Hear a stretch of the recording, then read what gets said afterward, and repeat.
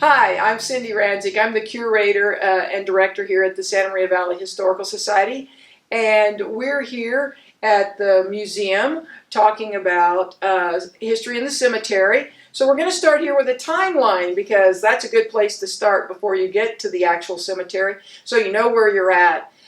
In the museum itself, we start our timeline with the beginning of the city, which was Grangerville, and we move through Central City to what we call today Santa Maria, which started about 1882. And it all began because of four very specific guys, our forefathers, F-O-U-R, F-O-R-E, however you want to see it.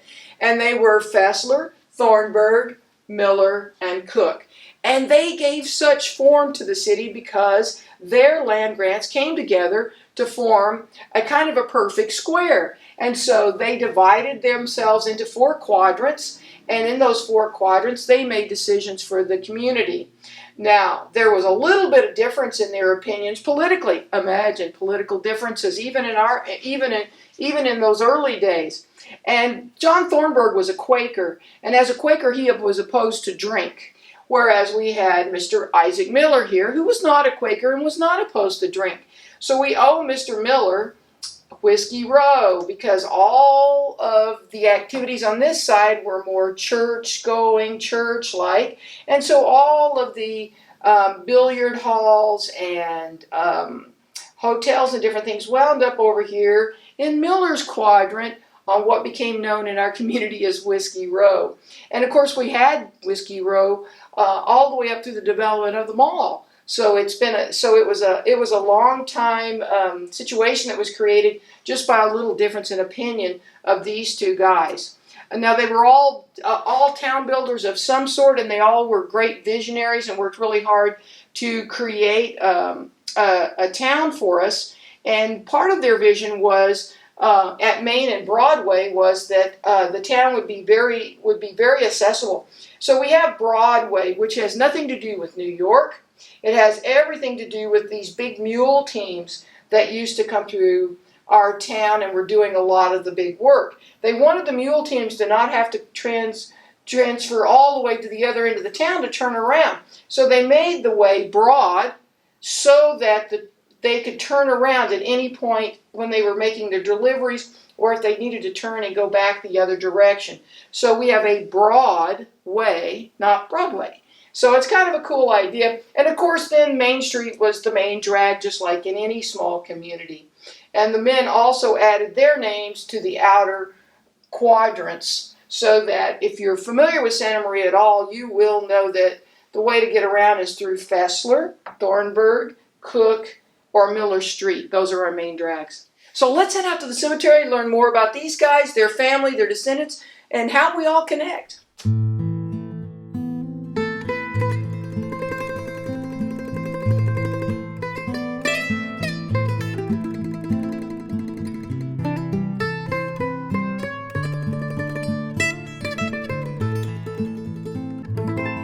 So I'm visiting here with John Thornberg, one of the four original Santa Marians who gave a quadrant of their property to help create our town. Now John came from back east and was a Quaker, and so he didn't believe in drinking. And so sort of the configuration of our town has a lot to do with what John Thornberg thought, because he didn't want drinking in his quadrant. And in those days, even though they were renting out property and building a town, they had a lot to say about what businesses would be in their particular quadrant. So he sent all the drink over to Miller's quadrant so that his part would be completely clear. And John opened the original Grange. Santa Maria had originally been referred to as Grangeville or Grangerville because of that Grange and that central location in town where everyone would have gathered. So in some ways, John Thornberg really helped to give us our original name before we became who we are today. And also, he helped configure the town in a certain way so that all of the drinking was done on the other side of town. Next to him over here is his wife, Minerva. Minerva is a very important lady in our community in many ways. Some of you may be familiar with the name, the Minerva Club. And it is believed that that club took its name from her. It had been originally founded as 25 ladies in our community and known as the Ladies' Literary Society. Education and reading were supremely important to the women here in our community, and they wanted the town to be very educated. In fact, it was the Ladies' Literary Society that did the work to get us our first library through the Carnegie Foundation. So our first library was quite small, and it was built by Andrew Carnegie. Now the town had to raise some money and get the property, but it was the ladies of later on the Minerva Club that actually got our library built and provided the basis for education in our community. And Minerva Thornberg, while also the wife of John Thornberg, had lost a son in the American Civil War. Her son was by her previous husband, and there's a lot of story around her. She's very fascinating to know and read more about. So in the cemetery, you have a tendency to notice that not all headstones are created equal. There's a lot of different sizes and a lot of different formats for it. This is kind of what I would call more of a monument than a headstone. Isaac Fessler is, in all of his information, headstone information is engraved on this monument here. But it also contains the information for other family members on the other sides. So it's kind of a big family monument where the Fesslers are located here in the cemetery, as opposed to just a simple headstone. And Isaac Fessler was one of the original forefathers that we're so very, very proud of in this community. So this is the monument for the Cook family. It contains both Janetti and R.D. So R.D. obviously was one of the forefathers, and Janetti was his wife.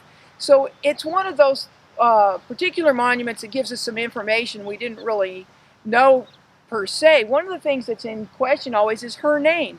We've seen her name spelled 4 or 5 different ways. At the museum, we always try to say, if it's in granite, that's the way we're going to record it. So this kind of helps us make decisions when we're collecting other historical facts about the family. But this particular headstone, like I said, belongs to Cook, who was also a very interesting character. He built the first school here in Santa Maria, the Pleasant Valley School, and of course he had 4 daughters and all 4 attended. So I guess you can build the school if you've got a lot of kids to attend. There's a lot to that. So he was also very much a carpenter and into construction. So almost all of the forefathers had a special talent in addition to being kind of bureaucrats. So I'm going to talk a little bit about Isaac Miller, who is another of our forefathers. I kind of got a feeling this tree stood witness to it all, but this is kind of where all of the Millers are buried. And in particular, Isaac Miller seems to be in the mausoleum, which is across the way over there.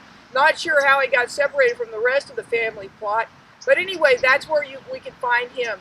The cemetery has had some adjustments over the period of time, and some graves have had to be moved, and some graves were moved by family members when the mausoleum came into existence.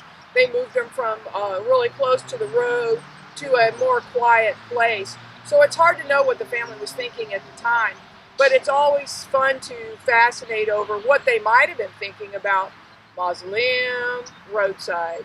So, but anyway, we are in the area where the Miller family is predominantly laid to rest. Isaac Miller was kind of a fascinating character. He started out kind of in the mineral business, and he'd owned a big hotel. He'd spent $25,000 to build a hotel in Star City, Nevada. It was a big silver mining boom town that ran for a few years.